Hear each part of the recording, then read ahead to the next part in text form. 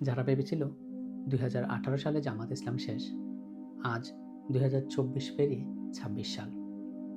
আপনারা দেখতে পাচ্ছি জামাত ইসলামের উত্থান শুরু হয়েছে। জামাত ইসলাম বর্তমানে প্রধান বিরোধী দল। তারাই আবার মাথায় হাত দিয়ে বলছে জামাত ইসলামের উত্থান শুরু হয়েছে, তাদেরকে নিয়ে ভাবা দরকার। ভাবার কিছুই নেই। জামাত ইসলাম কাজ করে এদেশের মানুষের জন্য, নিজেদের জন্য নয়।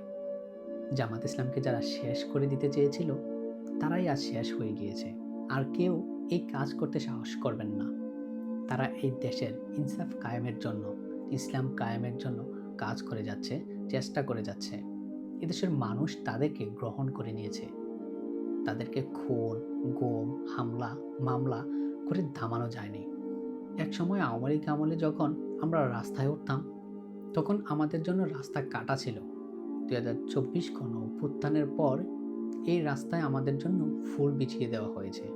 2026 সালে নির্বাচনে আমরা 11 দলীয় জোট এবং 77টি আসনে বিজয় লাভ করেছি। আমরা জনগণের হয়ে কাজ করব। এই পথ ধরেই এখন 77টি আসন, আগামীতে 154টি আসনে উন্নীত করার জন্য কাজ করব। আগামী দিনের জন্য আমরা আরও শক্তিভাবে কাজ করব। আমরা এই পথেই চলব। সবাই এই পথে থাকার চেষ্টা করবেন, এই পথেই চলবেন।